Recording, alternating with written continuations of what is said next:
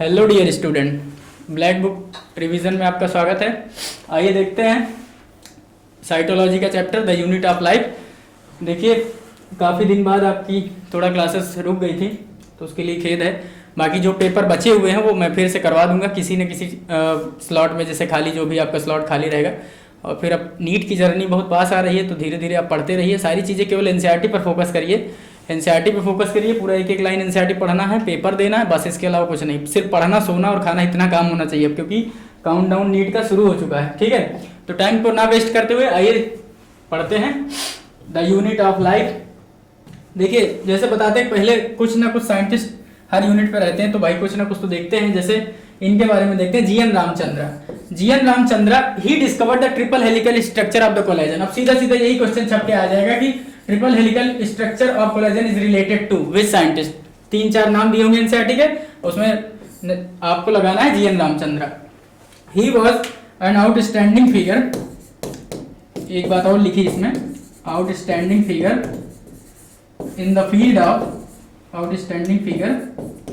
In the field of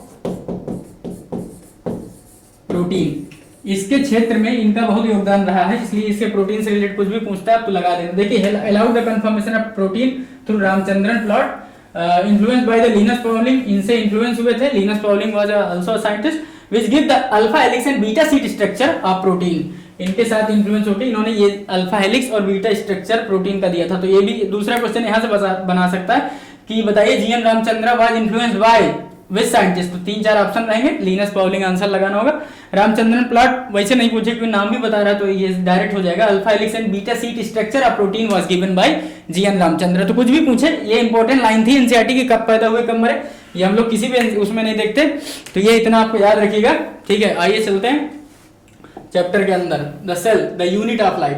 देखिए human body या किसी भी ऑर्गेनिज्म की बॉडी बिलियंस ऑफ सेल से बनी होती है। भाई कैसा ऑर्गेनिज्म है, सिंपल है कि कॉम्प्लेक्स है, लेकिन सेल से तो बनी होगी। ठीक है, और इसे यूनिट ऑफ लाइफ क्यों कहा, क्योंकि सेल ही मिलकर पूरा स्ट्रक्चर बनाती है। सेल मिलकर टिश्यू, टिश्यू मिलकर ऑर्गन सिस्टम से ऑर्गेनिज्म बनता है और कंप्लीट इंडिविजुअल बनता है। ठीक है, तो यही सेल क्या है, यूनिट है लाइफ की। ठीक है, इसीलिए इस चैप्टर का नाम पड़ता है, जैसे हम लोग पढ़ते हैं cytology, study of cell is known as cytology. अब इसमें आपको मेन एनसीईआरटी का कोर दिया गया है। देखिए अब टाइम भी बहुत कम है और जैसे हम लोग पहले भी करते थे कि ये एनसीईआरटी का निचोड़ है, एक्सट्रैक्ट है, तो इसमें इज एम आर वाली लाइनें नहीं पढ़ेंगे, जो एकदम डिक्टो टू दी पॉइंट है, जहां से क्वेश्चन आते हैं। और मेरा ये दावा है कि ये जो अगर आपने इतना पढ़ लिया, मतलब इस चैप्टर में आपने एक बार थॉरली एनसीईआरटी पढ़ी और ये बाद में अगर आपने पढ़ लिया खटाखट कर बस देखते गए ऐसे ये होता, बस यहीं से आएगा। 99.9% गारंटी लेता हूं कि अगर आप नीट 2023 दे के आना और इससे बाहर कोई भी क्वेश्चन फंसा दो, अगर अब एनसीईआरटी में नहीं है तो भाई वो तो अलग बात हो गई, लेकिन अगर एनसीईआरटी से है तो इससे जरूर होगा। ठीक है, आइए देखते हैं unicellular organism of capable of. देखो यूनिसेलुलर भी कह रहा है, इसका मतलब कि single cell is also capable of independent existence. भाई यूनिसेलुलर ऑर्गेनिज्म एग्जिस्ट करते हैं और परफॉर्म करते हैं all essential function of life. यानी we can say that a single cell having independent existence and can perform all the essential function of life। ये बातें मोटी मोटी आपको याद रखना है, स्टेटमेंट में आ सकता है। Anything less than a complete structure of cell does not ensure independent living structure. यही कह रहा है कि अगर कोई भी सेल एक कंप्लीट स्ट्रक्चर सेल का नहीं है तो वो इंश्योर ही नहीं करेगा लाइफ को। भाई जाहिर सी बात है, यूनिसेलुलर है तो एक कंप्लीट सेल तो है ना, अब इससे कम क्या हो सकता है, इससे आधा सेल कैसे एग्जिस्ट करेगा। भाई सेल के अंदर होता है cytoplasm, that is a battle of metabolism जहां चलती है वो होता है सेल। तो एक कंप्लीट स्ट्रक्चर होना चाहिए सेल का, उसके बिना कुछ भी लाइफ संभव नहीं है। तो वही बात ये लिखता है एनसीईआरटी। अब हो सकता है स्टेटमेंट में आ जाए आपके, ठीक है। Hence cell is a fundamental structure and functional unit of all living organism. जैसा कि पहले बताया कि नाम ही बता रहा है सेल यूनिट ऑफ लाइफ, क्योंकि सेल ही है फंडामेंटल स्ट्रक्चर, क्योंकि सेल से ही मिलकर बना होता है पूरी बॉडी और यही आपका यूनिट होता है लिविंग ऑर्गेनिज्म का। ठीक है, अब कुछ साइंटिस्ट जो रिलेटेड हैं, A B Leeuwenhoek first discovered the living cell. इससे पहले रॉबर्ट हुक पढ़ते हैं आप, उन्होंने किया था, एक डेड सेल देखी थी, कॉर्क सेल। तो वो बचपन में बहुत पहले से पढ़ते रहे, अच्छा 5, 6, 7, 8 से पूछेगा सीधा आपसे कि बताइए लाइफ सेल को किसने डिस्कवर किया है, तो वो थे आपके एंटनी वॉन लीवेनहुक ने। और रॉबर्ट ब्राउन क्या किया था, डिस्कवर किया था the structure of nucleus. मैथिन sliding ये कैसे थे, जर्मन बॉटनिस्ट थे। और स्वान जो थे ब्रिटिश जूलॉजिस्ट थे। मैंने बताया था कि मोस्ट ऑफ द बॉटनिस्ट अगर है तो वो जर्मनी से होता है, इत्तेफाक होता है, क्योंकि 2-3 जूलियन वॉन सैक्स और उधर आपके साइंटिस्ट जो पढ़ाए थे वो भी आपके यही थे। 1838 में इन्होंने बताया जर्मन बॉटनिस्ट, ये देखो लिखा हुआ है, और इनके नीचे लिखा होगा ब्रिटिश जियोलॉजिस्ट। ये आपको मोटा मोटा बात याद रखना है। Examined a large number of, थोड़ा सा छोटा करता हूं क्या लिखा है, German body examined large number of plant and observed that all plant are composed of different kind of cell which form the tissue of the plant। भाई जाहिर सी बात है प्लांट के बारे में मैथिन स्लाइडिन ने बताया था, तो उन्होंने बताया कि plant body product of cell से मिलकर बनी है, जाहिर सी बात है ठीक है। लेकिन आप यहाँ फंसेंगे थियोडोर स्वॉन में। देखिए British geologist observe that all plant and animal are made up of product of cell. अब यहाँ पे आपको ये कंफ्यूजन होगा कि भैया प्लांट के बारे में तो स्लाइडिन ने बताया था, लेकिन यहाँ पे क्यों बताया। लेकिन आपको ये याद रखिएगा कि जब पूछेगा पूरा ऑल प्लांट एंड एनिमल का ये सीधे लाइन छपेगी प्रोडक्ट ऑफ सेल मिलके बनाता, तो वो आपके आंसर जाएंगे थियोडोर स्वॉन, ठीक है। Also reported that cell had a, plasma membrane की बात करेंगे, देखना cell had a thin outer layer which is known as a plasma membrane. तो आपको मोटा मोटा ये बात याद रखना है कि प्लाज्मा मेम्ब्रेन के बारे में किसने बताया, तो प्लाज्मा मेम्ब्रेन और आपके प्लांट और animal body product of cell से मिलकर बने होते हैं। Plant, all plants and animal, ये याद रखिएगा, और क्या होते हैं प्रोडक्ट ऑफ सेल, ये इतना। ये अगर ये लाइन छपती सीधा तो आंसर जाएगा थियोडोर स्वॉन। उसके बाद Rudolf Virchow first explain that cell divide and new cell are formed pre existing cell omni cellular, cellular का कॉन्सेप्ट दिया था कि भैया इन्होंने तो बताया कि सेल सेल थ्योरी बता दी, लेकिन ये नहीं बताया कि सेल बनता कहां से। तो all the cell arises from pre existing cell, जो सेल पड़े होते हैं प्री एग्जिस्टिंग होते हैं उन्हीं से नए सेल बनते हैं, ये बात बताई थी रुडोल्फ वर्को। इसीलिए इनको कहा था he modified the cell theory, आगे लिखा होगा शायद, hence he modified the cell theory, ये लिखा है, ठीक है। तो who modified the cell theory, answer पूछेगा, क्वेश्चन जाएगा आपको रुडोल्फ वर्को। और इसमें और पूछेगा ओमनी सेलुलर ई सेलुलर किसने दिया, तो यही है ओमनी सेलुलर ए सेलुलर का मतलब क्या होता है, all cell arises from the pre existing cell. बस इतना ही क्वेश्चन बनेगा। Schleiden together formulate cell theory, बताया था कि स्लाइडेन ने क्या दिया था, सेल थ्योरी दिया था, लेकिन उसको आपके रुडोल्फ वर्को ने मॉडिफाइड किया था, क्योंकि उन्होंने ये नहीं बताया था कि जो हमारे नए नए सेल है वो बनते कहां से हैं, और जब बनने को बताया ओमनी सेलुलर ई सेलुलर का कॉन्सेप्ट, वो थे रुडोल्फ वर्को, ठीक है। अब सेल थ्योरी क्या कहती है, cell theory as understood today, आज की भाषा में हम सेल थ्योरी के बारे में क्या जानते हैं। All living organism are composed of cell and product of cell, सभी लिविंग ऑर्गेनिज्म क्या है, सेल और सेल के प्रोडक्ट है। All living cell arises from, ये यही मॉडिफिकेशन होके आया था रुडोल्फ वर्को का, all cell arises from pre existing cell that is omni cellular e cellular. Cell that have a nuclei and are called eukaryotic cell and whereas lack membrane bound nucleus called prokaryotic cell। अभी difference पढ़ाते हैं, what is the basic difference between prokaryotic cell and eukaryotic cell, इनमें क्या क्या difference होता है। तो एक मोटी मोटी बात आप याद रखिए कि nuclei and their bounded structure organelle अगर एब्सेंट है तो वो प्रोकैरियोटिक है। प्रो प्री प्राई मतलब होता है पहले झंड, तो पहले सेल बने तो उनमें उतना डेवलपमेंट नहीं था, तो इसलिए प्रोकैरियोट, एंड देन जो आपके बेटर बने वो आपके यूकैरियोटिक। देखो प्रो प्री प्राई का मतलब भी होता है कि प्रिमिटिव टाइप का, ठीक है। तो प्रिमिटिव टाइप में इतना एडवांसमेंट कहाँ आया, और यू का मतलब होता है ट्रू, और कैरियस, कैरियोट वर्ड आया, कैरियस दोनों में कैरियस वर्ड आया, कैरियस का मतलब होता है न्यूक्लियस। तो न्यूक्लियस अगर वेल एडवांस है विथ ऑल द ऑर्गेनेली तो आप कहेंगे ये कैसा भैया यूकैरियोटिक, अगर नहीं है तो प्रोकैरियोटिक। देखें डिफरेंस देखते हैं, आइए। Nucleus is absent in prokaryotic cell, ठीक है, न्यूक्लियस एब्सेंट है प्रोकैरियोटिक में, इसमें प्रेजेंट है। उसके बाद chromosome are not found because histone protein, इसमें क्रोमोसोम नहीं पाया जाता, बताया था झंड टाइप का डेवलपमेंट है, कुछ बना ही नहीं, तो इसमें एब्सेंट है, और इसमें आपका पाया जाएगा बिकॉज ऑफ हिस्टोन प्रोटीन भी पाया जाता है, ठीक है। Membrane bound cell organelle like mitochondria, Golgi complex, endoplasmic reticulum, जितने भी सेल ऑर्गेनेली आप देखते पढ़ते हैं वो सब आपके प्रोकैरियोटिक में एब्सेंट है, और इधर जनरली प्रेजेंट है, एक सेल ऑर्गेनेल छोड़ के। अभी देखेंगे आप राइबोसोम, राइबोसोम भले 70s का है कि 80s का, भाई 70s होता है इसमें और इसमें 80s होता है, लेकिन पाया जाता है, और ए मेम्ब्रेनस होता है। राइबोसोम में कोई मेम्ब्रेन नहीं होती, हजारों बार सवाल पूछा। अभी आप पढ़ेंगे ए मेम्ब्रेनस जिसमें मेम्ब्रेन एब्सेंट है, और मेम्ब्रेनस उसमें दो हो सकता है, यूनी मेम्ब्रेनस एक सिंगल मेम्ब्रेन पाई जा रही है, मल्टी यानी डबल मेम्ब्रेनस पाई जा रही है, उसके अलग अलग पढ़ेंगे। तो राइबोसोम दोनों में पाया जाएगा।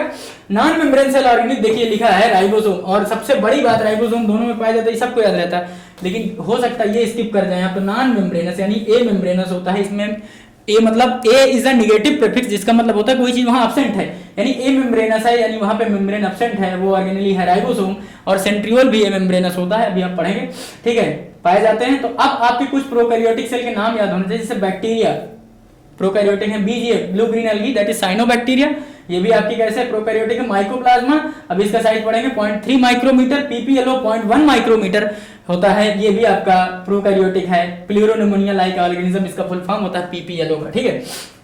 उसके बाद आइए देखते हैं आपके इसमें non membranous cell organelle are not found, क्या लिखा है, non membranous cell organelle are not found, ठीक है। Membrane bounded cell organelle found पाए जाते हैं। नॉन मेम्ब्रेनस, अरे यार ये तो गलत बात लिखा है, नॉन मेम्ब्रेनस। अब ये बताओ राइबोसोम यूकैरियोट में नहीं पाया जाता, पाया जाता है, तो ये लाइन तो नहीं होनी चाहिए। All plant all animal protist fungi, एकदम आंख बंद करके किताबों को सही नहीं मानना है, ठीक है, थोड़ा दिमाग लगाते रहिए, ठीक है। तो all plant all animal protista fungi ये सब कैसे होते हैं, यूकैरियोटिक सेल होते हैं। ये आपको मोटा मोटा बातें याद हो गई हैं। The cytoplasm is the main arena of the cellular activities. कहना क्या चाह रहे हो भाई, कह रहा है कि सेल के अंदर जो साइटोप्लाज्म है that is a battle of metabolism, that is a main arena जहां पे पूरा चलती है आपकी मेटाबॉलिज्म, वो है आपका साइटोप्लाज्म। इसीलिए इसका ऐसे भी लिखा रहता है मेन एरिना, या आप कहिए बैटल ऑफ साइटोप्लाज्म, कहीं भी लिख लीजिएगा battle of metabolism, battle of metabolism, ठीक। आइए आगे, ribosome are a non membrane bound organelle found in all cell both pro and eu. देखो वहां पे वो लाइन लिख दिया था, जबकि ये यहाँ पे साबित कर रहा है कि राइबोसोम भैया दोनों में पाया जा रहा है। It may be pro it may be eu within the cell, cell के अंदर ribosome are found in all cell, सभी में पाए जाते हैं। उसमें प्रोकैरियोट में 70s, इसमें 80s, ठीक है। Animal cell contain another non membrane, देखो अब फिर भी वही बात, तो ये बात तो एकदम लाइन गलत लिखी हुई थी यहाँ पे। कह रहा है एक अनदर और नॉन मेम्ब्रेनस बाउंड ऑर्गेनेली पाई जाती है, जिसे सेंट्रियोल कहते हैं, which help in cell division.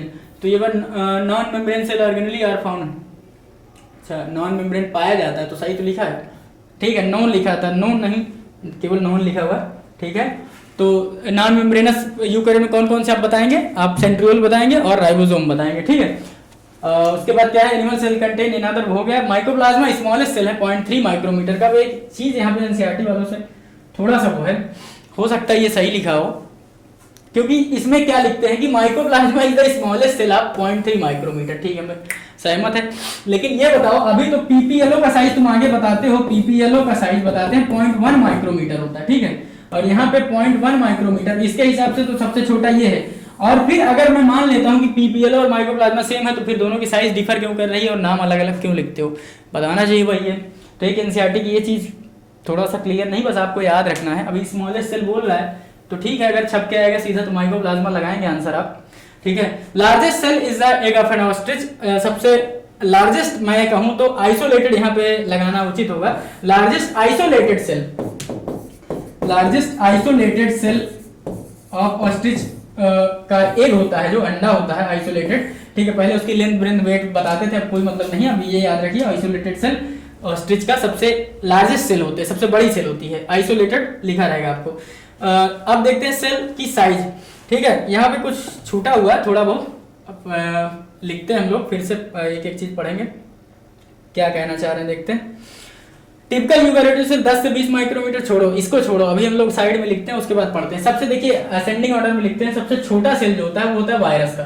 किसका होता है, वायरस का।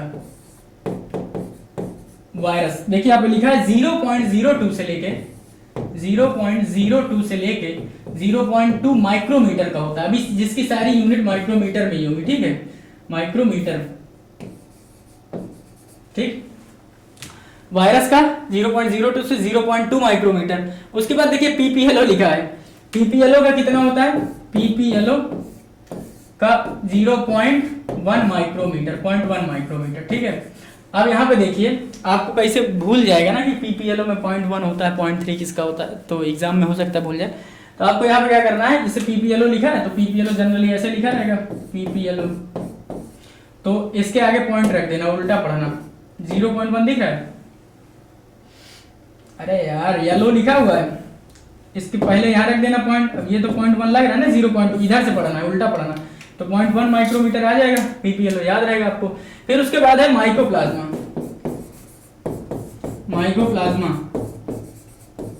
माइकोप्लाज्मा कितना होता है, 0.3 माइक्रोमीटर का होता है, ठीक है। उसके बाद आइए आप 0.3 टिपिकल बैक्टीरिया।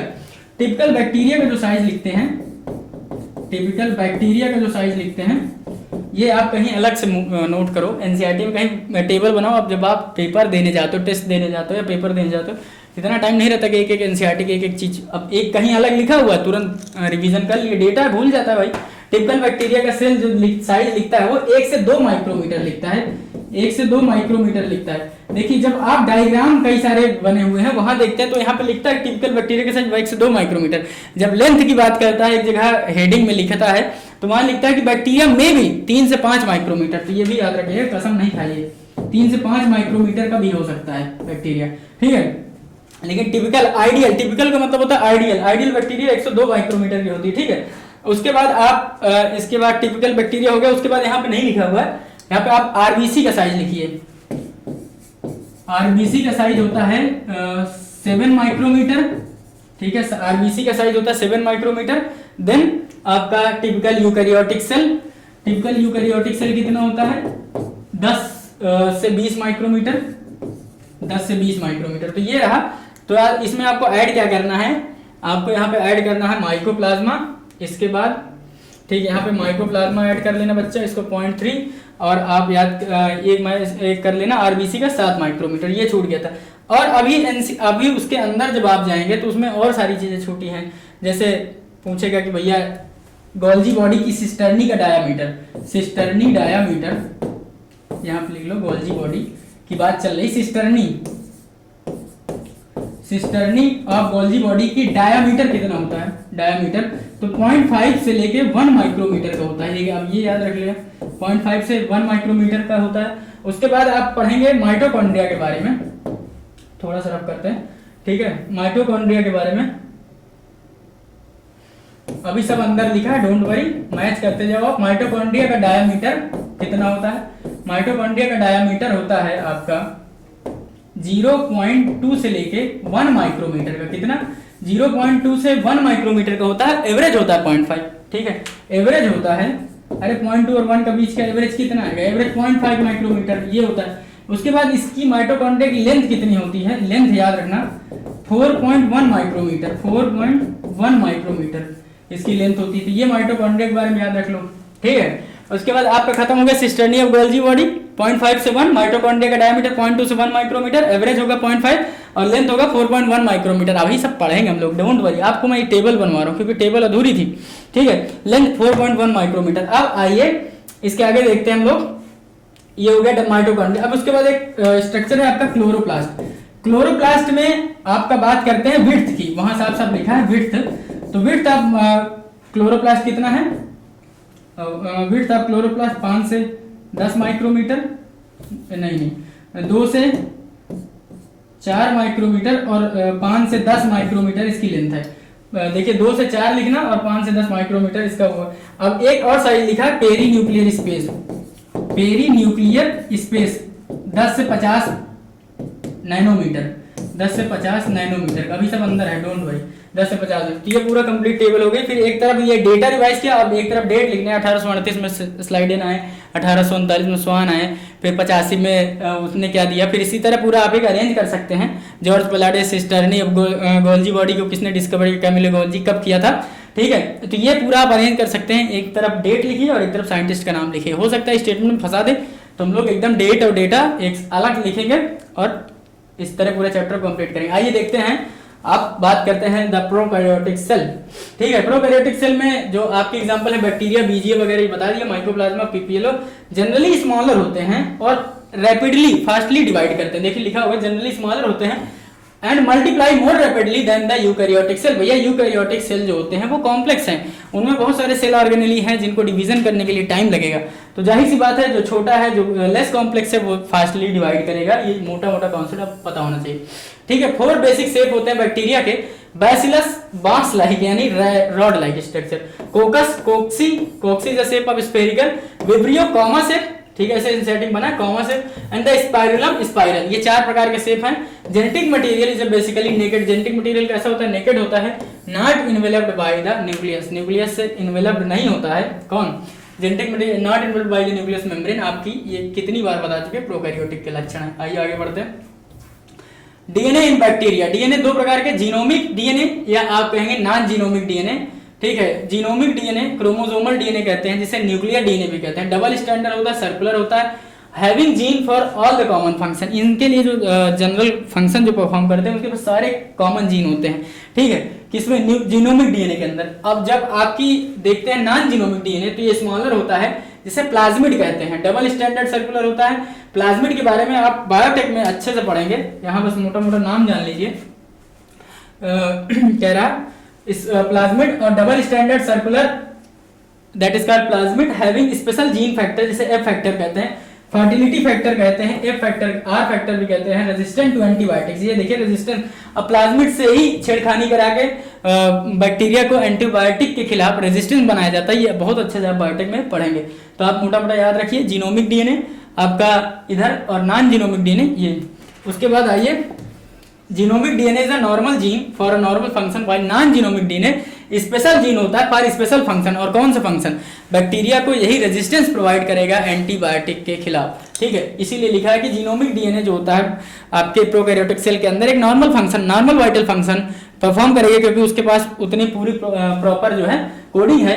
और जबकि आपका नॉन जीनोमिक डीएनए जो आपका प्लाज्मिड है वो स्पेशल फंक्शन करेगा, यानी स्पेशल फंक्शन से लाइक रेजिस्टेंस वगैरह ये बताता है, ठीक है। No organelle like eukaryotic are found except for the ribosome. कह रहा भैया कि कोई भी ऑर्गेनेली जो यूकैरियोटिक में है प्रोकैरियोटिक नहीं पाई जाती है, अगर हम छोड़ दें किसको, राइबोसोम को। क्यों, क्योंकि राइबोसोम दोनों में पाया जाता है, आपके प्रोकैरियोट और यूकैरियोट में, ठीक है। प्रोकैरियोटिक राइबोसोम में थोड़ा सा चेंज होता है, ये 70S होते हैं, 70S होते हैं, देखिए यहाँ पे लिखा है 70S होते हैं, और 30-50 सब यूनिट से मिलके बने होते हैं, ठीक है। स्मॉलर सब यूनिट मतलब 30 और 50, अब जोड़ मत दीजिएगा, 50 30 80 होगा तो बोलेंगे 70 क्यों लिखा है। 15 नैनोमीटर बाय 20 नैनोमीटर इनकी साइज होती है, ठीक है। प्रोटीन सिंथेसिस में हेल्प करते हैं, जाहिर सी बात है, राइबोसोम का फंक्शन होता है mainly RER, rough endoplasmic reticulum के अंदर राइबोसोम पाए जाते हैं जो प्रोटीन सिंथेसिस में हेल्प करते हैं, ठीक है। उसके बाद आप देखते हैं, अब हाँ यहाँ पे यूकैरियोटिक नीचे लिखा होगा 80S राइबोसोम होता है, उसमें 50-30 होता है, ठीक। मीजोसोम हेल्प इन, मीजोसोम क्या होता है, what is mesosome, invagination of plasma membrane, plasma membrane के इनवाइजिनेशन से, धस जाने से जो स्ट्रक्चर बनता है उसे मीजोसोम कहते हैं। और मीजोसोम का फंक्शन होता है सेल वॉल फॉर्मेशन, यहाँ पे फॉर्म लिखा है पूरा होना चाहिए, फॉर्मेशन, ठीक है। DNA replication, aerobic respiration, secretion, distribution of daughter cell, इन सब में इनका फंक्शन होता है आपका मीजोसोम का। भाई लाइन अगर छपी तो यही से पूछेगा कि ये सब फंक्शन करता है कि नहीं करता, करेक्ट इनकरेक्ट बताओ। भाई मैं पता करता, cell envelope consist of, bacteria की सेल में क्या होता है, outermost glycocalyx, then cell wall, then plasma membrane. देखिए बाहर से अंदर की तरफ चल रहा है, सबसे बाहर glycocalyx, then cell wall, then plasma membrane. अब ग्लाइकोकैलिक्स अगर लूज सीथ में है तो उसे स्लाइम लेयर कहते हैं, और थिक एंड टफ है तो उसे कैप्सूल कहते हैं। जो बैक्टीरिया को बस्टिंग, डेसिकेशन इन सब से बचाएगा वो होगा आपका capsule. Slime layer is sticky thin while capsule is a dry and rigid, वही बात कह रहे हैं। स्टेनिंग प्रोसीजर, देखो एक साइंटिस्ट थे दैट इज वाज अ ग्राम नाम के साइंटिस्ट थे, उन्होंने एक स्टेनिंग प्रोसीजर दिया था बैक्टीरिया को क्लासिफाई करने के लिए।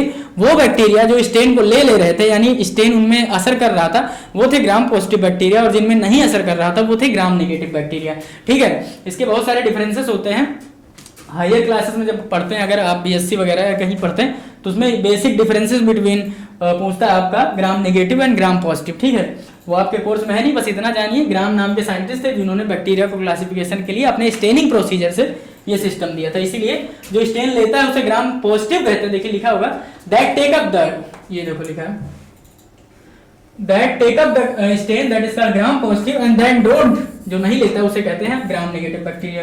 This membrane is a similar structure to that of eukaryote, कह रहा है this membrane is similar structure to that of eukaryote, ठीक है। Some of the prokaryote like cyanobacteria there is a other membrane extension to side called chromatophore. Chroma मतलब होता है colour, four is a structure bearing, तो chromatophore किसमें पाया जाता है, आपके प्रोकैरियोट में।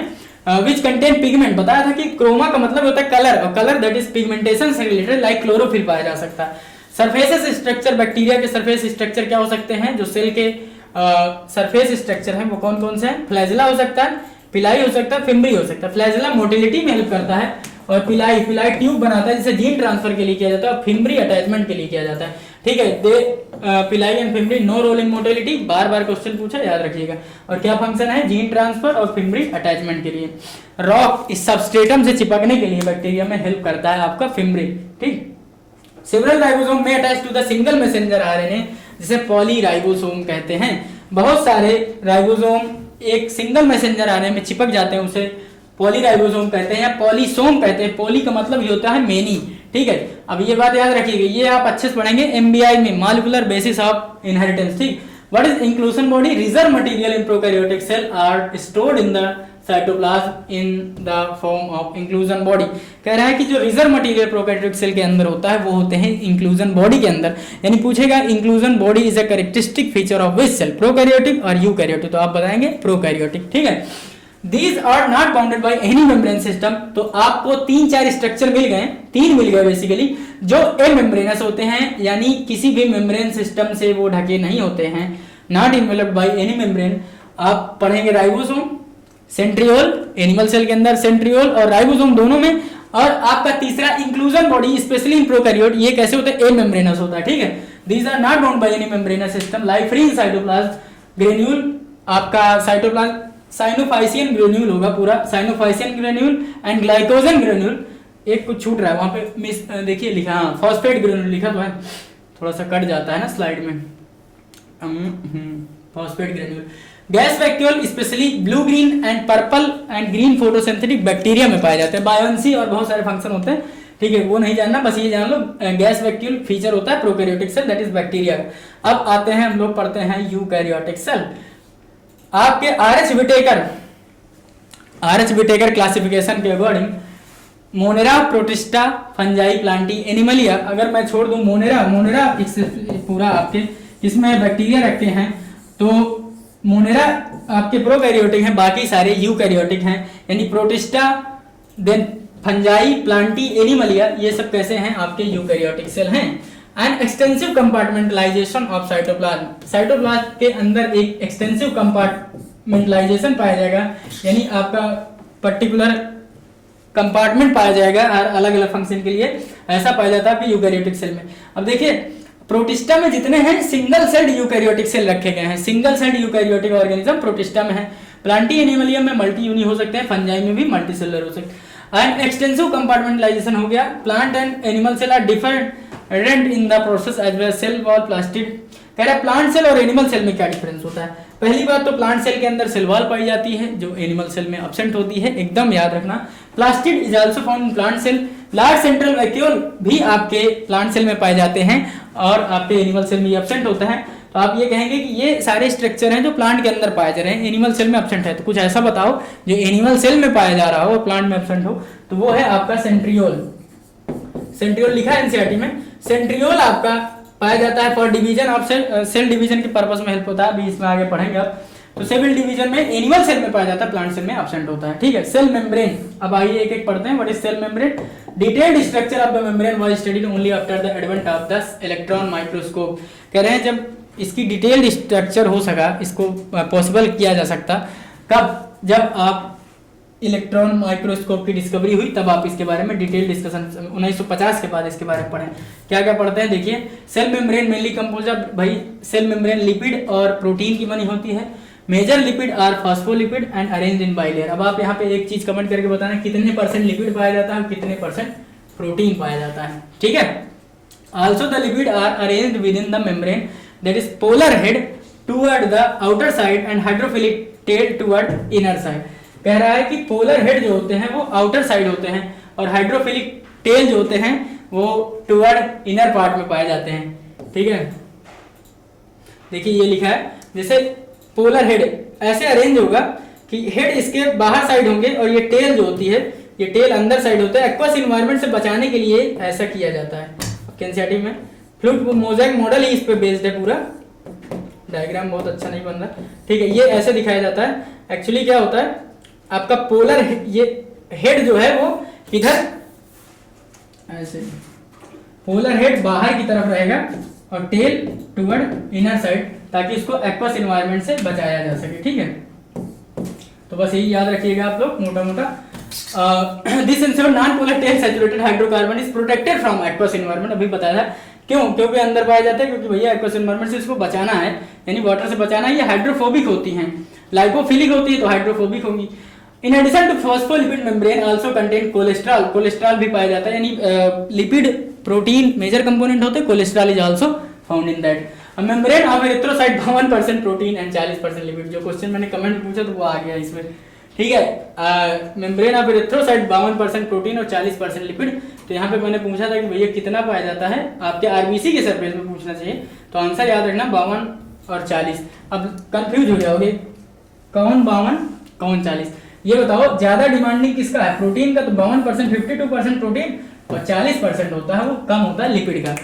आप प्रोटीन खाना ज्यादा पसंद करते हैं कि लिपिड? भैया आदमी बताता है ना, मोटे हो गए तो तेल घी कम खाओ, कोलेस्ट्रॉल बढ़ेगा, हार्ट अटैक होगा, ओबेसिटी बढ़ेगी, तो प्रेफरेंस किसकी है? प्रोटीन की। प्रोटीन तो सबको चाहिए, तो प्रोटीन 52% और 40% लिपिड, याद रखने के लिए, ठीक है। Transport of molecule, passive transport, देखो ट्रांसपोर्ट दो प्रकार से हो सकता है, या तो आपका पैसिव है या एक्टिव ट्रांसपोर्ट है।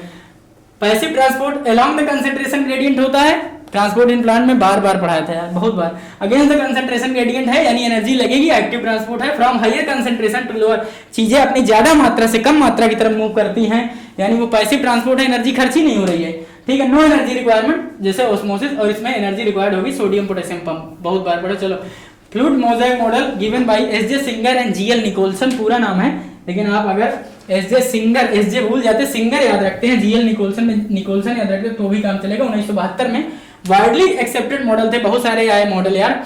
इसके बाद जो मेनली एक्सेप्टेड था वो फ्लूइड मोज़ेक मॉडल ही था। क्या कहता है fluid mosaic model? Cohesive fluid nature of lipid enable the lateral movement of protein within the overall lipid bilayer of the cell membrane. कह रहा है कि कोहेसिव फ्लूइड जो होता है, नेचर होता है लिपिड का, वो लेटरल मूवमेंट करता है प्रोटीन का, और जबकि फ्लिप फ्लॉप मूवमेंट होता है आपका लिपिड का। अभी यहाँ पे पढ़िएगा कि फ्लिप फ्लॉप कौन नहीं कर सकता, प्रोटीन फ्लिप फ्लॉप नहीं कर सकता, जबकि लिपिड लेटरल और फ्लिप फ्लॉप दोनों कर सकता है। पढ़िए आगे, देखिए लिखा होगा, based on the extraction membrane are two type protein classified, integral जो बाहर है, सॉरी इंटीग्रल जो पार्शियली बरीड है अंदर है, और पेरिफेरल, पेरिफेरी यानी परिधि में, यानी जो बाहर है, सरफेस पे है, ठीक है। अभी यहाँ पे रोक दिए हैं, आपके एनसीईआरटी में है वो, और नहीं भी होगा तो क्वेश्चन में प्रैक्टिस करते समय इसको बहुत अच्छे से पढ़ेंगे, ठीक है। द सेल वॉल, क्या पढ़ते हैं सेल वॉल के बारे में? Non living rigid structure made up of cellulose, plant का कैरेक्टरिस्टिक फीचर होता है भैया सेल वॉल। सेल वॉल बहुत सारे मैकेनिकल डैमेज और इन सब चीजों से बचाता है, ठीक है। फंक्शन ऑफ सेल वॉल क्या है? Give shape to the cell, cell को शेप देता है, आकार देता है, प्रोटेक्ट करता है सेल को फ्रॉम मैकेनिकल डैमेज, बताया था मैकेनिकल डैमेज, इन्फेक्शन से बचाएगा, सेल टू सेल इंटरेक्शन भी कराएगा, provide barrier to the undesirable micromolecule. भैया बहुत सारे अनडिजायरेबल जो जरूरत नहीं है माइक्रोमॉलिक्यूल, चले आओ मुंह उठा के घर तुम्हारा है, ऐसा कुछ नहीं होगा, इसका बैरियर प्रोवाइड करता है सेल वॉल। एल्गी की सेल वॉल बनी हो तो cellulose, galactans, manganese and some mineral like calcium carbonate and silicon dioxide. देखिए लिखा होगा, नहीं लिखा होगा तो लिखते हैं। एल्गी है तो सेल वॉल बना हो सेलुलोज, गैलेक्टन, मैग्नीज, ठीक है। Mineral like calcium carbonate and silicon dioxide, वो नहीं लिखा, बाकी ये लिखा है calcium carbonate. In young plant the cell primary wall is capable of growth which is gradually diminished as the cell mature and secondary wall is found on the inner outer side. यार ये सब चीजें तो बहुत अच्छे से आपको बताया गया था एनाटॉमी में, कि जो प्राइमरी वॉल होगी वो बाहर से ग्रो करेगी, और जो नए नई सेल बनेगी वो अंदर की तरफ बनती जाएंगी, बाहर बाहर पुरानी वाली, और जो प्राइमरी होगी वो उसके पास डिवीजन की प्रॉपर्टी है, कैपेबल ऑफ ग्रोथ, वो ग्रोथ कर सकती है, ठीक है। बहुत बड़ा कॉन्सेप्ट तो नहीं है। Middle lamella and calcium pectate glues the cell together. भैया दो प्लांट सेल के स्ट्रक्चर अगर उनको जोड़ना है तो उनको एक गम की जरूरत पड़ेगी, जैसे कहते हैं आप middle lamella that is made up of calcium pectate का बना होता है।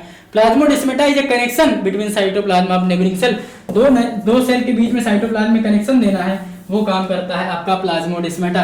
Endomembranes system, non endomembranes system. What is membranes system? Endomembranes, non membranes क्यों कहा? क्योंकि भैया जिनके फंक्शन कोऑर्डिनेटेड हैं, जो साथ साथ में कोऑर्डिनेट करके काम करेंगे, वो एंडोमेम्ब्रेनस सिस्टम है, और जिनके फंक्शन नॉन कोऑर्डिनेटेड है, जिससे कोई मतलब नहीं, वो नॉन एंडोमेम्ब्रेनस है। अब एंडोमेम्ब्रेनस सिस्टम में आता है आपका गर्ल, याद रखना, गर्ल बी, गोल्जी बॉडी, जी से गोल्जी बॉडी, ई आर से एंडोप्लाज्मिक रेटिकुलम, गर्ल, एल से लाइसोसोम, बी से वैक्यूल, ये होते हैं आपके एंडोमेम्ब्रेन। देखो लिखा है क्या, देखो ये गोल्जी बॉडी लिखा है, ठीक है, जी से हो गया, ई से कहीं एंडोप्लाज्मिक रेटिकुलम है क्या, ये है ई आर, ये हो गया, एल से लाइसोसोम है क्या, ये हो गया, अब ये वैक्यूल बी। तो याद रखना गर्ल बी, गर्ल मतलब विक्ट्री दिस, तो इसके लिए आया ट्रिक, गर्ल बी याद रखना। तो ये आपका एंडोमेम्ब्रेन खत्म, उसके अलावा जो भी दिखे उसको non endomembrane, like plastid, mitochondria, ribosome और आपके माइक्रो बॉडीज जितने हैं, ठीक है, उन सबको छोड़ के बाकी ये सब कैसे होते हैं, नॉन एंडोमेम्ब्रेन, यानी इनका फंक्शन कोऑर्डिनेटेड नहीं होता और इनका होता है, ठीक है। आगे बढ़िए, endomembrane system included endoplasmic reticulum, ER Golgi complex, वही बता रहे हैं कि ये होते हैं फंक्शनली कोऑर्डिनेटेड होते हैं, वही बताया था अभी कि इनके फंक्शन क्या होते हैं, कोऑर्डिनेटेड होते हैं, ये बात लिख दिया यहाँ पे। चलो आगे बढ़ो। अब हम लोग अब एंडोमेम्ब्रेनस नॉन एंडोमेम्ब्रेनस स्ट्रक्चर पढ़ लिए, अब एंडोमेम्ब्रेनस के एक स्ट्रक्चर पढ़ेंगे, दैट इज एंडोप्लाज्मिक रेटिकुलम। ठीक है, network of reticulum of tiny tubular structure scattered in the cytoplasm. Endomembranous system के अंदर जो एंडोप्लाज्मिक रेटिकुलम है उसका क्या काम होता है, ये कैसे दिखते हैं, नेटवर्क दिखते हैं जाल की तरह, रेटिकुलम ऑफ टेनी छोटे छोटे ट्यूबुलर स्ट्रक्चर दिखते हैं जो बिखरे होते हैं साइटोप्लाज्म के अंदर। Divide the intracellular spaces into distinct compartment, that is luminal inside endoplasmic reticulum and extra luminal cytoplasm compartment की तरफ। एंडोप्लाज्मिक रेटिकुलम जो आपका डिवाइड होता है इंट्रासेलुलर स्पेस की तरफ, दो कंपार्टमेंट, एक लुमिनल एक एक्स्ट्रा लुमिनल। अब लुमिनल कौन होता है भैया, लुमिनल वाला होगा इनसाइड ईआर, ईआर की तरफ वाला लुमिनल, और एक्स्ट्रा लुमिनल होगा जो साइटोप्लाज्म के। यार अगर ये सेल है, मान लेते हैं ये सेल है, ठीक है, इसके अंदर बहुत ट्यूबुलर स्ट्रक्चर पड़े हुए हैं आपके, मान लेते हैं यही है, ठीक है, ये आपके कैसे हैं एंडोप्लाज्मिक रेटिकुलम। तो लुमिनल जो इसका अंदर वाला पार्ट देखेंगे वो लुमिनल होगा इनसाइड ईआर, और जो साइटोप्लाज्म को फेस कर रहा होगा जैसे ये वाले पोर्शन, तो वो एक्स्ट्रा लुमिनल होगा। ठीक है, often so ribosome attached on the surface called RER. अगर इनके ऊपर राइबोसोम का स्ट्रक्चर प्रेजेंट है, जनरली देखा जाता है, पाया जाता है, तो वो कहेगा रफ एंडोप्लाज्मिक रेटिकुलम हुआ है, रफ है यानी खुरदुरा है। भाई राइबोसोम कैसा है, रेत के जैसे होता है स्ट्रक्चर, ठीक है, पलाडे ने जिसे डिस्कवर किया था, ग्रेनुलर स्ट्रक्चर होता है आपका राइबोसोम जो प्रोटीन हेल्प करता है। तो कहता है अगर है पाया जा रहा है तो रफ सरफेस होगा तो आरईआर कहेंगे, अगर नहीं पाया जा रहा है तो स्मूथ कहेंगे। ठीक है, कैन इन्वॉल्व प्रोटीन, हाँ आरईआर वाला प्रोटीन में करेगा, और अब्सेंस है राइबोसोम का तो एसईआर कहेंगे। स्मूथ एंडोप्लाज्मिक रेटिकुलम जो लिपिड, स्टेरॉइड और इन सब का हार्मोन सिंथेसिस, इन सब का काम करेगा। तो इसमें फंक्शन पूछा जाता है, बहुत इंपॉर्टेंट है। आरईआर का फंक्शन होता है प्रोटीन की सिंथेसिस, ये याद रखिएगा। और एसईआर का फंक्शन क्या होता है, ये लिपिड और स्टेरॉइड और हार्मोन इन सब चीजों को बनाने में, यानी लिपिड और लिपिड टू रिलेटेड, जैसे अब स्टेरॉइडल नेचर का है, जो लिपिड है, स्टेरॉइडल है, हार्मोन है, इन सबको बनवाने के लिए आपका एसईआर इन्वॉल्व होता है। बस पढ़ ली, इतना ही इंपॉर्टेंट है आपके, याद रखना ईआर के बारे में। अब आते हैं Golgi body, discovered by Camillo Golgi 1898, 1898 में कैमिलो गोल्जी ने डिस्कवर किया था आपके गोल्जी अपरेटस को। Densely stand reticular structure near the nucleus, इसको जब आप डेंसली स्टेंड करते हैं तो दिखता है न्यूक्लियस के पास ही दिखता है। They consist many flat disc shape, cisternae देखो बताया था 0.5 से 1 माइक्रोमीटर होती है डायमीटर में। ठीक है, गोल्जी सिस्टर्नी कंसेंट्रिकली अरेंज होते हैं, कॉन्वेक्स, जिससे कॉन्वेक्स है तो सिस फेस कहेंगे, और कॉनकेव को ट्रांस फेस कहते हैं, मैच्योरिंग फेस कहते हैं, और कॉन्वेक्स सिस को फॉर्मिंग फेस कहते हैं। फिर से सुनो, भूल जाओगे। दो फेस होते हैं, कंसेंट्रिकली का मतलब होता है एक के ऊपर एक, जैसे डिस्क लाइक स्ट्रक्चर रख देते हैं। ठीक है, तो कॉन्वेक्स को कहते हैं सिस फेस और उसी को कहते हैं फॉर्मिंग फेस। वैसे ये याद रखो, कॉन्वेक्स, सिस फेस और फॉर्मिंग फेस। इसका कॉन्वेक्स का अपोजिट क्या होता है, कॉनकेव। ठीक है, सिस का अपोजिट ट्रांस होता है, और फॉर्मिंग यानी बनाएगा नहीं, अब मैचुरेशन होगा तो मैचुरेशन फेस, तो इसका अपोजिट कर देना। एक याद रख लो, कॉन्वेक्स सिस और फॉर्मिंग, दूसरा वाला concave, trans and maturing.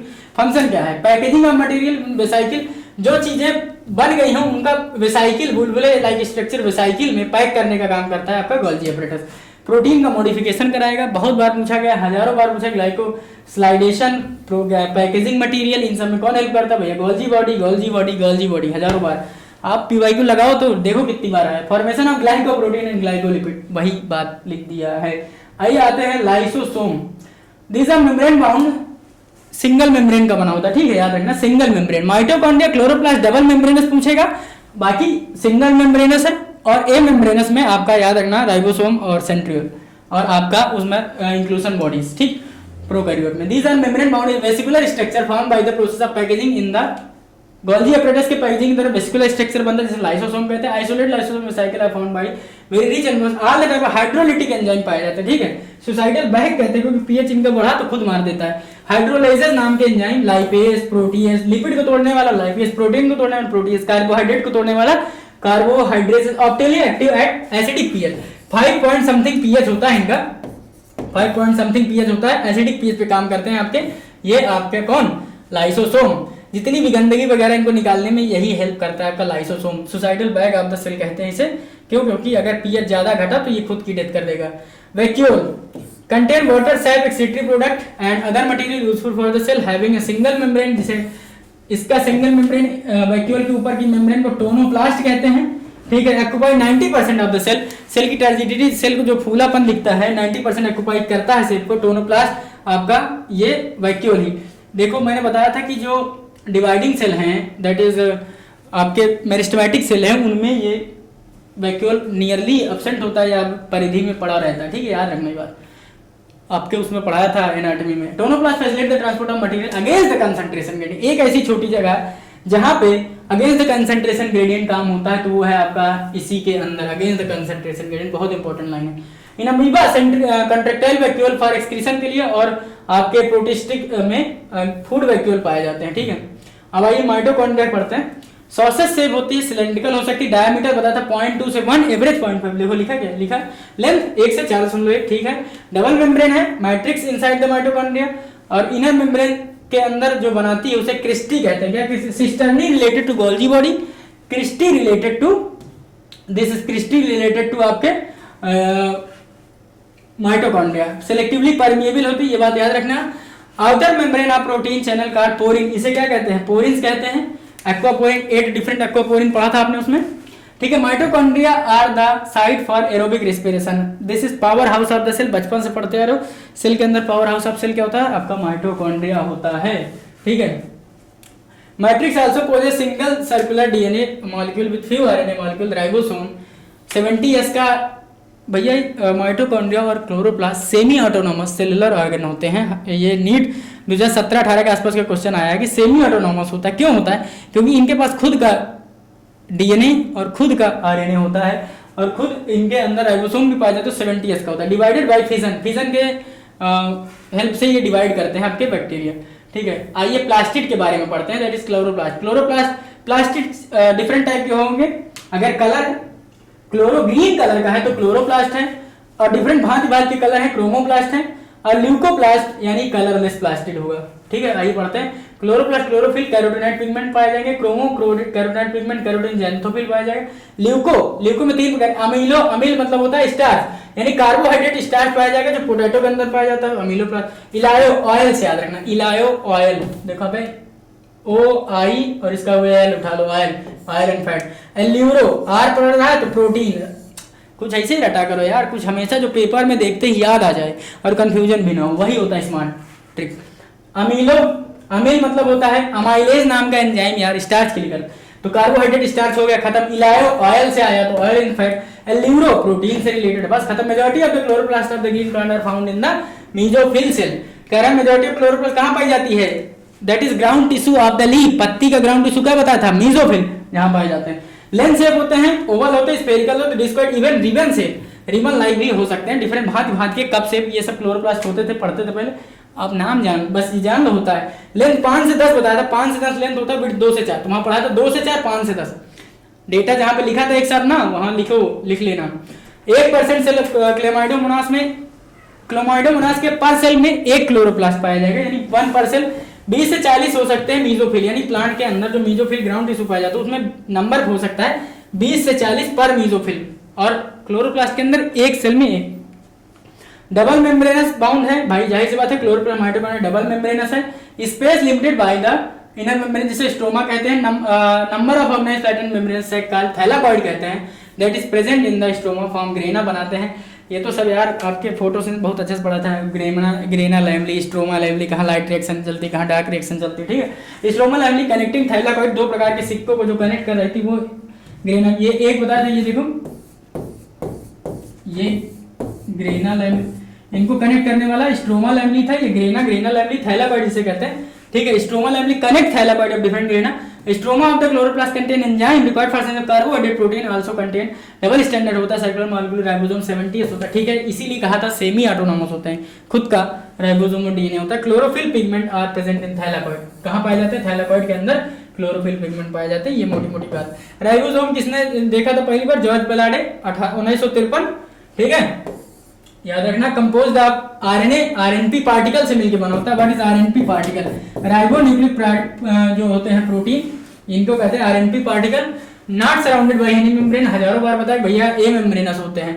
Eukaryotic ribosome 80s होता है, ठीक है, 50-30 सब यूनिट से मिलकर बनेगा, और आपका वो ये वाला 70s होता है प्रोकैरियोट का। S stand, what is S, यहाँ पे एस क्या है, एस इज अ सेडबर्ग कोएफिशिएंट या सेडिमेंटेशन कोएफिशिएंट कहते हैं, जो इनडायरेक्टली मेजर होता है डेंसिटी और साइज का।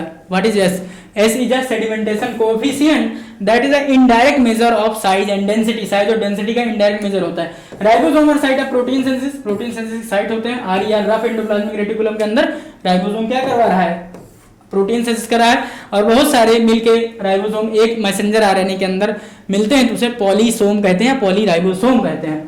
राइबोसोम आर कंपोज्ड ऑफ 2 सब यूनिट, ईच राइबोसोम और 2 सब यूनिट, ठीक है, स्मॉलर एक बड़ी होगी एक स्मॉलर होगी, 2 सब unit, 80s ribosome and 60s 40s, 60-40 होगा बताया था, 60-40 होगा आपके 80s में, और 50-30 होगा, 60-40 और 50-30, 60-40 अगर जोड़ दोगे तो 100 हो जाएगा, फिर 20 घटा दोगे तो 80s आ जाएगा, 50-30 जोड़ दो 80 हो गया, और इसमें 10 घटाए 70, ऐसे रटना मत यार, ऐसे याद रखो कि भैया लार्जर सब यूनिट स्मॉलर सब यूनिट 50-30 होती है आपकी 70s वाले की, और 60-40 होती है 80s वाले की। 80s पाया जाता है आपके यू में, और इसमें पाया जाता है आपका प्रो में 70। साइटोस्केलेटन, नाम ही बता रहा है सेल का कुछ स्केलेटन है, यानी वो सपोर्ट करेगा, किसमें सपोर्ट करेगा, उसके anabolic network of filamentous proteinaceous structure, microfilament, microtubule. Function of cyto, मैंने क्या देखो बताया था कि भैया साइटोस्केलेटन है ढांचा, आपको क्या करता है, आपके बॉडी को पूरा सपोर्ट करता है, तो इसमें भी सपोर्ट कर रहा है, मोटिलिटी में हेल्प करेगा, ये बात याद रखना। मेंटेनेंस ऑफ, देखो थोड़ा छोटा करता हूँ, maintenance of shape of cell, cell की शेप बनी रहे। अरे यार आपका बॉडी ढांचा बना होता है हड्डियों से, तो शेप मेंटेन करता है, तो याद रखना शेप, मैकेनिकल सपोर्ट और ये मोटिलिटी, इन तीनों में हेल्प करता है। सीलिया फ्लैजेला के बारे में पढ़ते हैं, सीलिया और small causing movement of either cell. Cilia क्या करते हैं, किसी भी पार्टिकल मूव करने में हेल्प करता है। फ्लैजेला क्या करता है, लॉन्गर होता है, सेल मूवमेंट के लिए ये भी रिस्पॉन्सिबल होता है। सीलिया एंड फ्लैजेला 9+2 अरेंजमेंट होता है सेंट्रियोल ट्यूब्यूल के अंदर, जिसे आप कहते हैं central tubule are connected by bridge, जिसे आप कहेंगे सेंट्रल, जो इंक्लोज्ड होता है सेंट्रल सीथ से, ठीक है। Each peripheral doublet connect the central sheath by a radial spoke, एक तीली लगी होती है जिसे रेडियल स्पोक कहते हैं, पूरा स्ट्रक्चर बना है इसका, वो देखिए यहाँ पे होगा शायद, ये देखिए आप अच्छे से एक एक चीज देख सकते हैं। This is your central sheath, जो अंदर ये पूरा बना है, ये क्या है, सेंट्रल सीथ है, ये है आपके रेडियल स्पोक, तीली लाइक स्ट्रक्चर, ठीक है। This is your peripheral microtubule, परिधि की तरफ, और ये परिधि की तरफ है, और ये आपका बाहर वाला जो है ये है पूरा आपका प्लाज्मा मेम्ब्रेन, ठीक है। ये सेंट्रल अंदर वाले माइक्रोट्यूब्यूल, और ये पेरिफेरल वाले जो बाहर है वो परिधि में यानी पेरिफेरल, अंदर वाला ये, फिर इंटर डबलेट ब्रिज, दो डबलेट इनके बीच में पाया जाने वाला इंटर डबलेट ब्रिज, और ठीक है, और ये तीलियां रेडियल स्पोक कहलाती हैं, मत भूल जाना, 9+2 अरेंजमेंट होता है, उसको मत याद रख भूल जाना, ठीक है। राइबोसोम एंड सेंट्रियोल, अब कहते हैं कि centrosome containing 2 centriole, peri perpendicular होते हैं, surrounded by the amorphous pericentriolar material. कर सेंट्रियोल, सेंट्रोसोम और सेंट्रियोल में अंतर क्या होता है, सेंट्रियोल जो होता है वो 2 पेरिफेरल से मिल के बना होता है, अमॉर्फस स्ट्रक्चर होता है, उसे आप कहते हैं सेंट्रोसोम। सोमा वर्ड मतलब होता है बॉडी, ठीक है। Has an organization like cart wheel, कैसे, कार्ट व्हील लाइक स्ट्रक्चर, जैसे पहले आपने देखा होगा जो बैलगाड़ी चलती थी, बैलगाड़ी के अंदर ये स्ट्रक्चर तीनियां जैसे लगा रहता है, बैलगाड़ी लाइक स्ट्रक्चर, इसीलिए कहा has a cart wheel like structure, लिखा। 9+0 अरेंजमेंट है सेंट्रल माइक्रो, यानी 9 पेरिफेरल वाले हैं, बाकी इसमें एब्सेंट है 0। Central part of centriole also proteinaceous है, जिसे हब कहते हैं। प्रोटीनियस स्ट्रक्चर कुछ भी याद ना रहना किसका बना पूछे तो most of the case protein का ही बना होता है। Hub is connected by tubule of the peripheral tubulate, जिसे रेडियल स्पोक तीली कहते हैं, ये भी प्रोटीन का बना है। Centriole form the basal body of the flagella spindle fibre during the cell division, ठीक। व्हाट इज न्यूक्लियस, अब न्यूक्लियस के बारे में पढ़ते हैं। रॉबर्ट ब्राउन ने डिस्कवर किया था 1831 में। मटेरियल न्यूक्लियस स्टैंड किया जाता है बेसिक डाई से, यहाँ पे तुम्हें एसिडिक डाई दे के फंसा देगा, तो बेसिक डाई याद रखना। Name chromatin given by Flemming ने इसका नाम दिया था chromatin.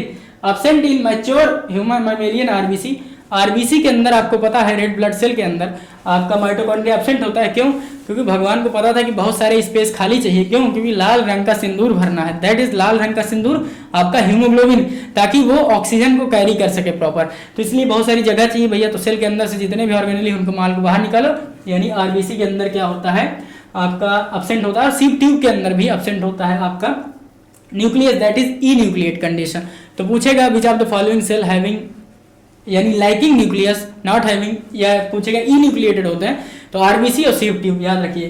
Function of cell in control by nucleus ही भाई गवर्न करता है पूरे फंक्शन को। Interphase nucleus as a chromatin, अभी सेल डिवीजन के अंदर पढ़ेंगे आप इंटरफेस और उसमें क्या क्या डिफरेंस है। Nuclear matrix and nucleoli non membranes site for ribosomal synthesis, RNA synthesis के लिए जो होता है न्यूक्लियोलाई होता है। और न्यूक्लियर इन्वेलप, ठीक है। पेरीन्यूक्लियर स्पेस बताया था 10 से 50 नैनोमीटर होता है। Outer membrane usually remain continuous with endoplasmic reticulum also bear a ribosomoid. कह रहे हैं इसकी जो बाहर वाली मेम्ब्रेन होती है, बाहरी वाली सतह होती है, वो ईआर से कंटिन्यूअस रहती है और इसमें राइबोसोम पाए जाते हैं, ठीक है। Nuclear envelope is interrupted by, interrupted मतलब ब्रेक होती है माइन्यूट पोर से, जिससे आरएनए और प्रोटीन के मॉलिक्यूल का आदान प्रदान होता रहता है, ठीक है। Chromosome based on position of centromere, अब सेंट्रोमियर का पोजीशन कहाँ पे है उसके आधार पर 4 प्रकार के पढ़ाए जाते हैं। आपको एमए साइट याद रखना, Mahendra Singh at the field of cricket. अब एमए साइट याद रखना, मेटासेंट्रिक, सब मेटासेंट्रिक, एक्रोसेंट्रिक एंड टीलोसेंट्रिक। तुम क्या रखते हो तुम लोग, ऐसे सीधा याद रख लो एमए साइट, मेटासेंट्रिक, सब मेटासेंट्रिक, एक्रोसेंट्रिक, ट्रीलोसेंट्रिक। अगर ये ऑर्डर याद हो गया तो भी सब कुछ याद हो जाएगा, परेशान ना हो। देखना मेटासेंट्रिक में बीच में है, सब मेटासेंट्रिक थोड़ा सा ऊपर हुआ, एक्रोसेंट्रिक में एकदम एक लॉन्ग और एक शॉर्ट, और टीलो मतलब टीला एकदम अपर एंड में यानी टर्मिनल, बस खत्म। देखो तीनों साइड सीधा सीधा याद हो गया आपका एमए साइड।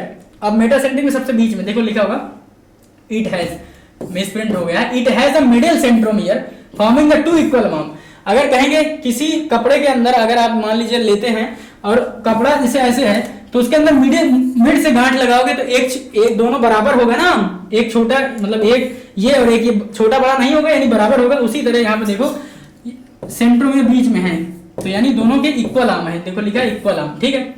ये मेटासेंट्रिक। अब हमें क्या करना है, ऊपर इसको शिफ्ट करना है, ये वाला सेंटर अब ऊपर शिफ्ट करना है। अगर यहाँ पे शिफ्ट कर दूंगा तो एक आर्म बड़ी हो जाएगी और एक छोटी हो जाएगी, जो कि आपका एम के बाद आता है एस, तो सब मेटासेंट्रिक में होगा। यहाँ देखो ये सब मेटासेंट्रिक, यहाँ पे यहाँ से यहाँ शिफ्ट कर गया है ये इतना ऊपर, ठीक है। It is a centromere nearer to one end, एक तरफ के पास है, नियरर टू वन एंड आपको रिजल्टिंग इन वन शॉर्टर, एक छोटा और एक बड़ा, वन शॉर्टर वन। अबे थोड़ा सा भी अगर बीच से किसी भी पोजीशन को हम थोड़ा सा बढ़ाएंगे, किसी भी कपड़े को मान लीजिए आपने दो एंड में पकड़ा है, बीच से पकड़ा तो बराबर दिखेंगे, थोड़ा ऊपर कर दिए तो एक छोटा एक बड़ा दिखेगा, ठीक है। कह रहे हैं सर और ऊपर कर दे रहे हैं, यहाँ कर दे रहे हैं तो एक और बड़ा हो जाएगा एक छोटा, वही कंडीशन। यहाँ देखो ये देखिए one long one very long and one very short, वही लिखा होगा close to in forming one extremely, मतलब बहुत ज्यादा शॉर्ट और एक बहुत ज्यादा लॉन्ग। कैसे रट रहे हो भाई। और लास्ट में अगर इसको कहेंगे नहीं अब दोनों कपड़ों को हम ऐसे पकड़ेंगे यार रुमाल, अरे यार ऐसे कर लो, ठीक है। देखो जैसे ये है, अगर इसको मैंने 20 से पकड़ा था तो जैसे आपने 20 से कोई पकड़ता तो वन एक आर्म इतना है, एक इतना है, ये आपका कैसा हो गया, आपका पहला वाला नहीं मेटासेंट्रिक हो गया। आप कह रहे भैया हमारा मन है इसको शिफ्ट कर दिए तो एक बड़ा एक छोटा, यानी दूसरा कंडीशन सब मेटासेंट्रिक। और कह रहे एक एकदम ऐसे कर दो तो थोड़ा सा एक एक्सट्रीमली लॉन्ग हो गया, एक एक्सट्रीमली स्मॉल हो गया, तो ये एक्रोसेंट्रिक। और कह रहे हैं टीला में पकड़ लेंगे तो पता ही नहीं चलेगा, थोड़ा सा पकड़ो बाकी सारा माल नीचे, तो ये वाला देखो टीला में चला गया, दैट इज टीलोसेंट्रिक। तो बस एक ही ट्रिक याद रखना है आपको, एमएस साइट याद रखना, मेटासेंट्रिक, सब मेटासेंट्रिक, एक्रोसेंट्रिक, टीलोसेंट्रिक। कब से कपड़ा ढूंढ रहे थे, अपने पास ही था, डोंट वरी, याद हो गया यार, इतना इजी कॉन्सेप्ट है, ठीक है। और बहुत बार पूछा गया। अब ये लाइन छप जाती सीधा, कहेगा जैसे इसमें चारों नहीं दिया, सीधा छप गया, कह रहा है कि भैया सेंट्रोमियर नियरर है वन एंड के, एक छोटा एक बड़ा, तो एक छोटा एक बड़ा यार, तो ये तो दो वाली कंडीशन हो सकती है, या ना तो बीच में है ना तो एकदम टर्मिनल में है, तो फंसोगे। सब मेटा है कि एक्रो है, तो एक्रो में याद रखना एक एक्सट्रीमली लार्ज होता है, एक एक्सट्रीमली स्मॉल होता है, तो इसलिए हम सब मेटा लगा देंगे। और एक्सट्रीमली वर्ड यूज करेगा, एकदम बड़ा एकदम छोटा तो एक्रो, खत्म। आइए आगे बढ़िए, क्या लिखा है, some type of few chromosomal non staining secondary constriction, NOR जिसे कहते हैं नॉन कंस्ट्रिक्टिंग साइट जो होती है, स्टेनिंग फ्रेगमेंट सैटेलाइट कहते हैं। माइक्रोबॉडीज क्या होती हैं, membrane bond containing various enzyme present in both plant and animal cell, ग्लाइऑक्सिसोम, पैराक्सिसोम, स्पेरिसोम, इन्हें माइक्रो मतलब स्मॉल बॉडीज कहते हैं, छोटी छोटी बॉडीज होती हैं जिसके अंदर वेरियस एंजाइम पाए जाते हैं। जो अब फंसा देगा सवाल आपको यहीं पे, कहेगा micro bodies found in plant only, गलत, फाउंड इन एनिमल ओनली, गलत, found in both plant and animal. क्या फंक्शन है, वेरियस एंजाइम होल्ड करता है, ज्यादा आपके कोर्स में है नहीं, इतना ही पढ़ना है क्योंकि हम लोग एक्सक्लूसिव एनसीईआरटी पढ़ रहे हैं। तो it's all about your cytology, that is the unit of life. मिलते हैं कल इसके पेपर डिस्कशन में, तब तक पढ़ाई करते रहें। थैंक यू, धन्यवाद।